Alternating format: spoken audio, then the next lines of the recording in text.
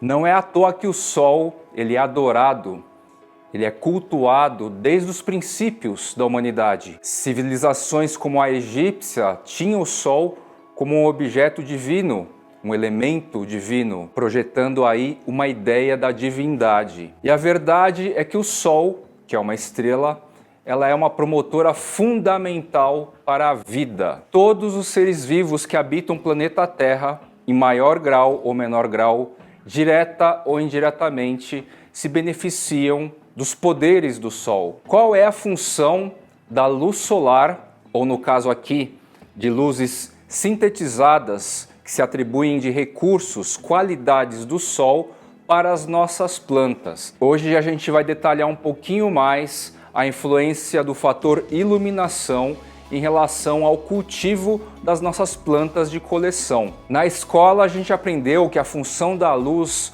é de gerar, promover a fotossíntese a partir dos cloroplastos. A clorofila fica contida nessas cápsulas, nessas partes da planta chamadas cloroplastos, e assim todas as partes verdes de uma planta elas podem fazer exatamente a troca gasosa. Elas absorvem o dióxido de carbono, o gás carbônico da atmosfera e a água e convertem para a glicose. Glicose basicamente é açúcar, e açúcar serve para energia da planta, e oxigênio. Essa é basicamente a função da fotossíntese, essa relação da luminosidade com partes verdes aqui das nossas plantinhas. Gás carbônico mais água absorvidos pelas plantas, em troca, produção de glicose para a própria planta e liberação de oxigênio. Essa aí é uma das funções básicas e vitais, e se a gente for pensar,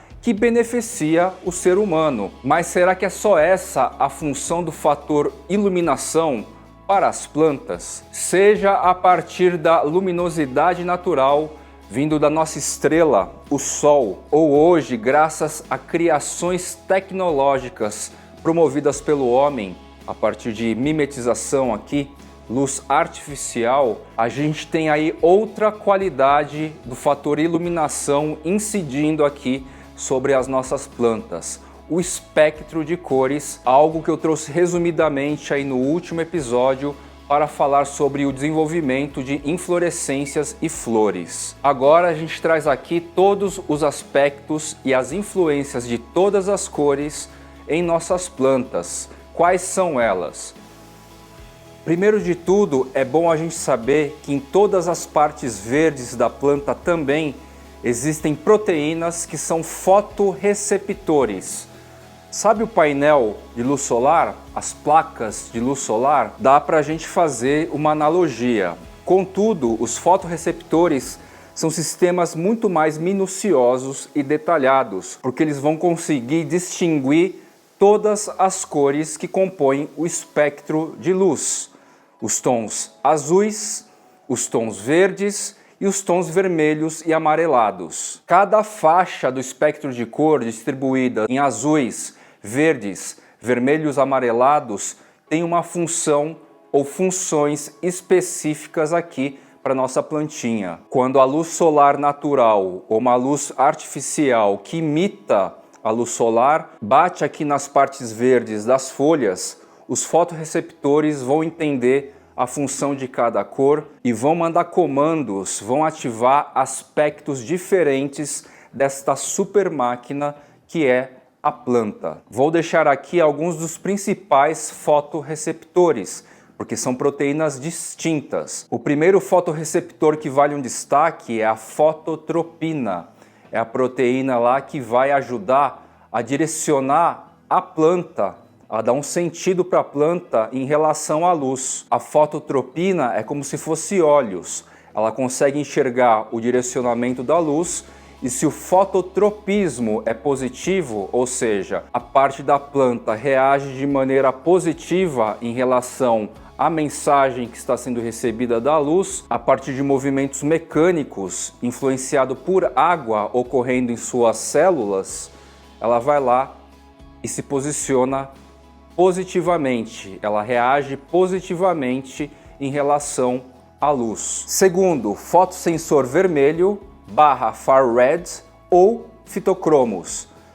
É a proteína que basicamente ilustrou o episódio anterior. É o principal fotorreceptor que entende e interpreta a faixa vermelha do espectro de cores, vermelha amarelada. O fotossensor vermelho vai influenciar aí, a partir da mensagem, da captação da faixa vermelha do espectro, diversos processos fisiológicos da planta, incluindo a germinação de sementes, a floração famigerada, como comentado no episódio anterior, e a faixa vermelha do espectro de cores da iluminação batendo aqui, conversando aqui com o fotossensor vermelho, fitocromo, vai ajudar o que? A promover, a produzir clorofila. Bem interessante, bem importante então a faixa vermelha aí do espectro. Outro receptor influente são os criptocromos. São as proteínas, os fotorreceptores responsáveis aí para regulação de crescimento, desenvolvimento e responsáveis também pelo ritmo circadiano da planta. O que é isso? Ciclo, ritmo circadiano. Durante 24 horas, todas as plantas, como seres trabalhadores aí, eles têm uma série de funções para se cumprir. Absorção de nutrientes, absorção de água, processo de fotossíntese, trocas gasosas, crescimento, desenvolvimento de inflorescência, supostamente desenvolvimento de frutos quando polinizado. Então toda esta agenda de funções, tarefas, obrigações e responsabilidades da planta compõem o ritmo circadiano. Fotorreceptores UVB. Quando emitidos aqui, os fotorreceptores UVB, eles são estimulados aqui para produzir compostos como a própria antocianina, que são as partes vermelhas de qualquer fruto, planta, que são camadas protetoras dos próprios raios UVB. Então, com esses 4 exemplos de fotorreceptores, proteínas fotorreceptoras, a gente pode notar aí que a relação com a luz é muito além da fotossíntese. Como eu comentei, a fotossíntese é muito famosa entre nós, desde jovens, porque no final das contas ela traz benefícios aí em maior ou menor grau aí, dependendo de espécie, dependendo da alga, para o próprio ser humano, seja a partir da liberação de oxigênio ou da absorção de gás carbônico, dióxido de carbono. Então, em linhas gerais, a fotossíntese cria aqui recursos para a energia da planta.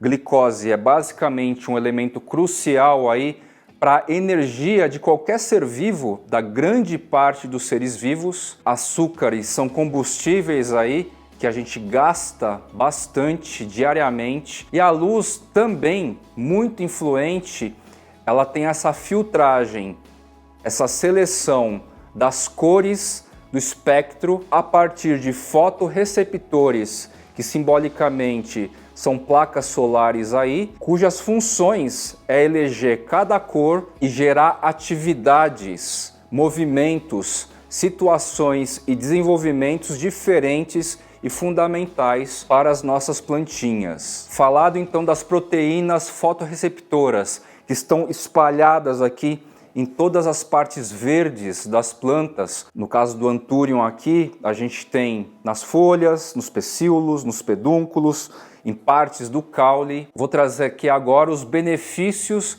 de cada faixa do espectro de cores, de luz. A faixa de cores quentes do espectro de luz, composta aí por tons de amarelo, laranjas e vermelhos, ela tem um papel importante para o desenvolvimento da planta, o fototropismo em relação à luz, a planta encontrando a luz, os olhos da planta, em trabalho conjugado com fotorreceptor, fotossensor vermelho, fitocromo, e um fundamental papel para a própria produção de clorofila. Esses são os aspectos principais da faixa quente, de cores quentes do espectro de luz. Além disso, as faixas vermelhas do espectro influenciam muitíssimo na produção de raízes, conjugadas aí com luzes azuis, e como vocês bem sabem, a partir do episódio anterior, ajuda fortíssimo também na parte de floração, inflorescência, florescimento. Quando a gente tem cultivo outdoor, a gente não precisa se preocupar muito com essas informações técnicas,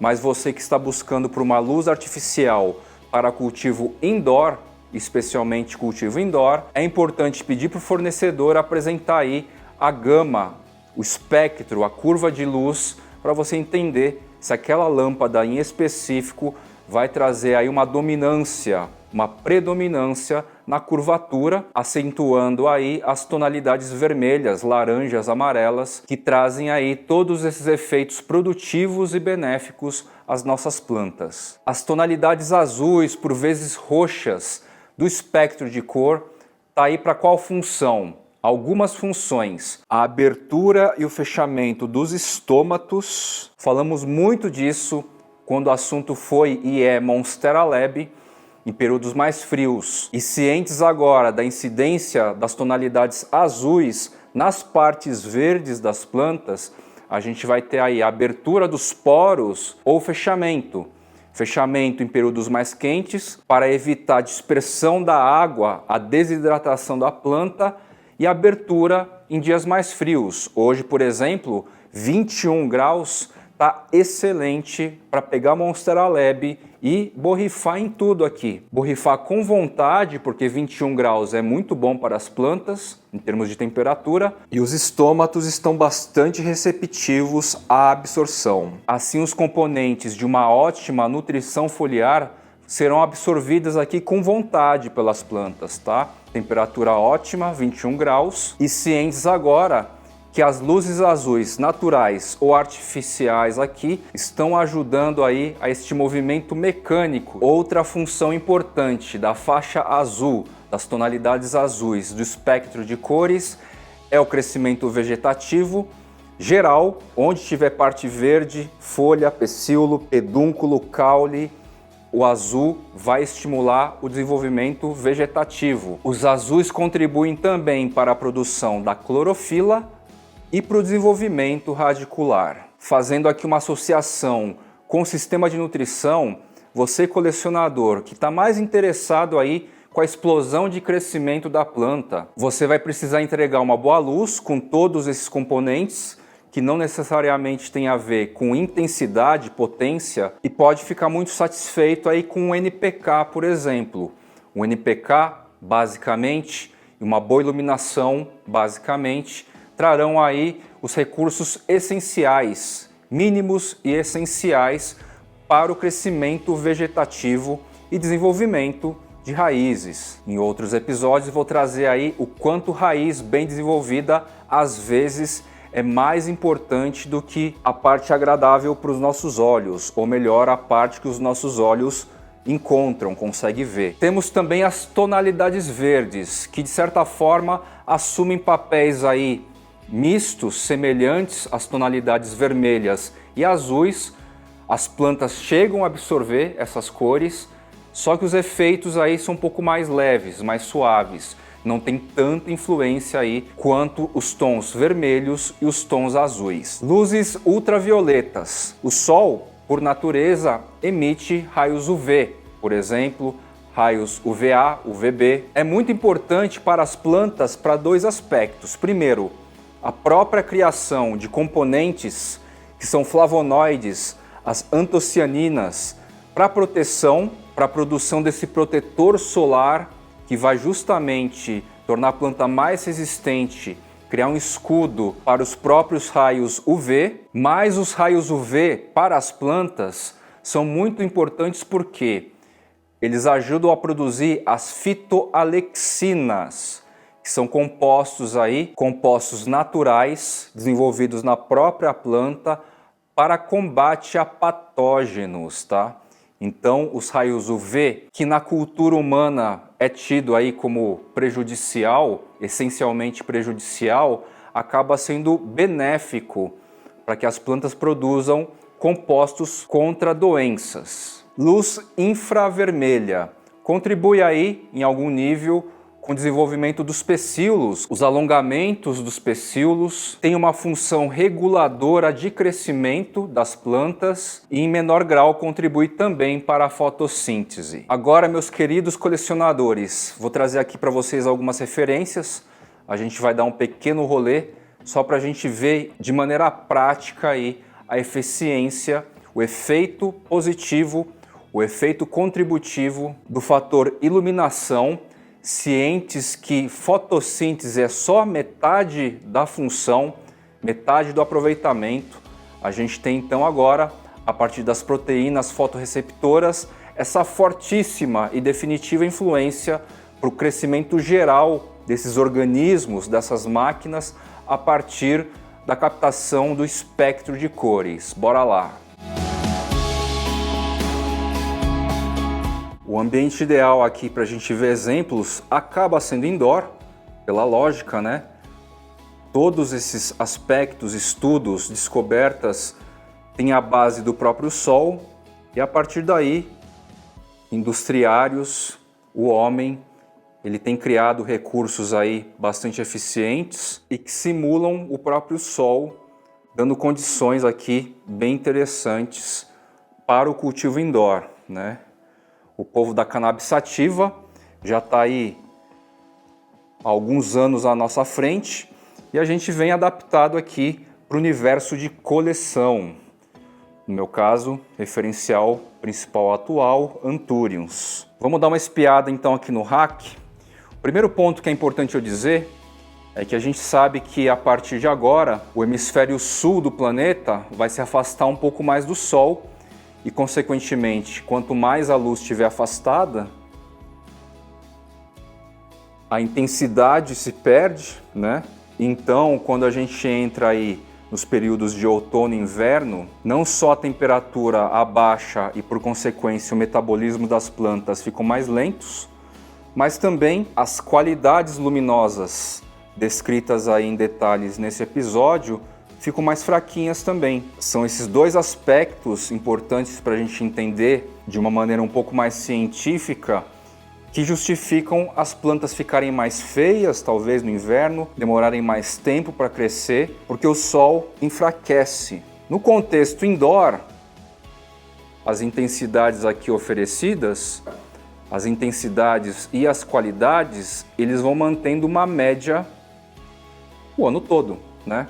A gente não tem essa movimentação. Eu não vou aqui propositadamente afastar as luzes, no caso. Pelo contrário, eu vou manter mais ou menos nessa média. Em termos de intensidade, em termos das qualidades narradas aí do espectro, vai se permanecer padrão 365 dias por ano, tá? As lâmpadas do tipo 4 hélices, ela é do padrão Sunshine, que é um termo popular, mas ela traz aí uma gama das faixas azuis, verdes, do amarelo para o vermelho, muito semelhante ao que o Sol entrega, tá? Contudo, com uma potência reduzida. Então a potência ela é mais baixa, muitíssimo mais baixa, e eu costumo dizer que o que a gente tem aqui é uma representação aqui ou de solzinho de verão e primavera no final da tarde, ou das manhãs aí, 10 horas, só que durante 14 horas direto, nessa mesma intensidade, padronizada para as plantas. Ou a gente pode dizer também que pode ser aí um sol das 11 horas, só que com filtro de 50% a 70%. Esse seria a equivalência de lâmpadas como essas aqui. Igualmente, e finalizando o review da Grow Light disco, formato disco, é esse carinha menor aqui. Ele está bem mais alto, né? Eu deixei bem mais alto em relação às demais, basicamente porque o fio estava um pouco mais curto, mas ele já me ajudou aqui o quê? A dar uma suplementação de luz, dessa energia aqui luminosa importante, com esses mesmos espectros de cores. O padrão desse disquinho é também Sunshine, a curvatura luminosa, o espectro luminoso é idêntico as 4 hélices, tá? E aí a gente tem então aqui faixas azuis, do arroxeado para o azul, faixas verdes e faixas quentes que vão do amarelo, laranja e vermelho, batendo aqui numa constância, numa quantidade controlada, 14 horas por dia, tá? Para todas essas plantas. A partir do detalhamento desse episódio, a gente entendeu mais um aspecto de controle em relação ao cultivo outdoor, tá? Cultivo indoor, então, neste nível de detalhamento da gama de cores, a gente também tem mais controle. Então é por isso que, inclusive, eu tenho mais inflorescência aqui no balcão, aqui no rack, aqui na estufa vertical adaptada, que a gente já vai falar, do que no ambiente outdoor, mesmo colocando os mesmos tipos de insumo, mesmo aplicando lá fora, no outdoor, o mesmo sistema de nutrição. Então vejam só que interessante, o sistema de nutrição aqui e lá na estufa úmida, por exemplo, o sistema de nutrição está com uma grande equivalência. Só que aqui eu não tenho controle do sol, ele fica menos tempo, ele não fica 14 horas iluminando frequentemente, constantemente e na mesma posição, ele é mais intermitente, né? E a partir de agora, ou constantemente, melhor dizendo, o hemisfério está em afastamento e aproximação constante. Então essas variações, parece bobeira, mas impactam também em desenvolvimento de inflorescências, no caso. Então, quando a gente entende assim a sazonalidade das flores e antúriums, de espécie para espécie, é em situação de temperatura e pressão normais aqui, em hábitat natural, né? Já aqui, essa equação não procede, a equação aqui é diferente. A gente vai ter padronagem de intensidade e qualidade de luz, certa padronagem de umidade, a temperatura dentro de casa em períodos de outono e inverno é mais alta. Aqui, por exemplo, na estufa vertical adaptada, enquanto está 21 graus fora, aqui na sala, na cozinha, aqui dentro está 25. Não agora, porque desde o começo do episódio eu já mantive aberto, tá? Então deve estar agora com 23,9, tá? Acreditem, 23,9. Então, mesmo assim, ó, tá 2,9 graus mais quente, mesmo com a abertura aqui, mesmo com a estufa aberta. Então notem aí a ideia do controle dos fatores sendo mais fino. É um controle mais fino no cultivo indoor. Vamos falar um pouquinho dessa lâmpada aqui. Embora estejam ocorrendo aqui inflorescências em uns 3, 4 casos,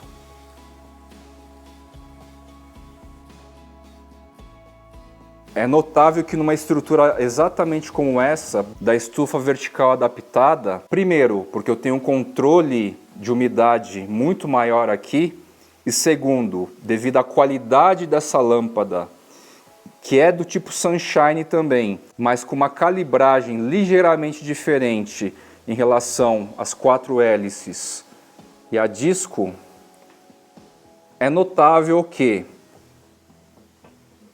provavelmente a curva azul é mais acentuada neste contexto, nessas lâmpadas, do que a própria curva vermelha. Em outras palavras, é notável, visível, o crescimento vegetativo aqui.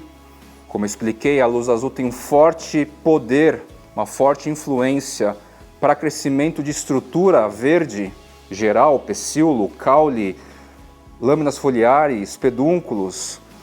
Essa lâmpada então promove mais isso. O crescimento vegetativo nessa estufa em questão, graças a essas luzes aqui, é mais acelerado assim. Dá para dizer aqui que o dobro de velocidade de crescimento em relação às plantas que estão aqui, tá? Aqui cresce bem. A todo momento a gente vai ter o surgimento de lâminas foliares. Agora que a temperatura está baixando, vai dar uma desacelerada, né? Normal, tá? Mas aqui a velocidade de crescimento vegetativo é mais ou menos o dobro, se não até um pouquinho mais, tá? Eu ia falar 2,5 vezes mais, tá? E aqui, além do crescimento vegetativo, a gente tem aqui um showzinho de inflorescências, tá?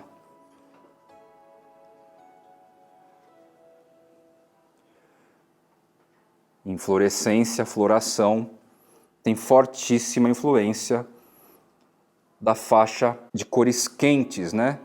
Dos amarelos, laranjas e vermelhos do espectro de cores.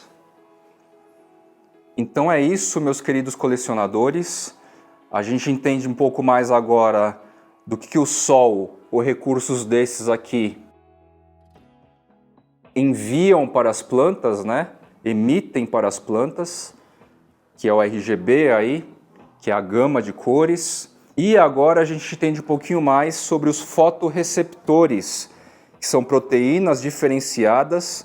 Eu citei algumas delas aí, que cada uma delas tem uma função de captar as cores diferentes e mandar mensagens e funções para que a maquininha, que são essas plantas, que nós somos também, todos nós somos pequenas maquininhas, entre aspas, né? As proteínas fotorreceptoras, então, interpretam as faixas diferentes da luz, as frequências diferentes, e dão comandos funcionais diferentes aqui para o nosso desenvolvimento. E quanto mais a gente sabe em detalhe dessas métricas, das pequenas equações, a gente vai criando e compondo como se fosse uma orquestra aqui de possibilidades, né? Ah, eu quero mais inflorescência, como eu faço? Quero mais crescimento vegetativo, como que eu faço? Quero que as raízes se desenvolvam melhor, como que eu faço? Né? E é essa relação, a partir dessa função exterior, ambiental, de luz batendo, fotorreceptores recebendo, e a gente entregando, enfim, componentes variados de nutrição para elas, a equação meio que se estabelece e elas, enfim, vão se desenvolvendo mais ou menos, vão dançando, vão se orquestrando mais ou menos como a gente trabalha juntos, né? Estou traduzindo aqui uma relação bastante íntima, é muito legal, é o aspecto científico aí, com uma certa poesia, né? Porque o aspecto de criatividade aqui, para a gente conseguir delas e elas conseguirem da gente o que é necessário, o que é interessante, tá aí nessa brincadeira. Demais, realmente apaixonante.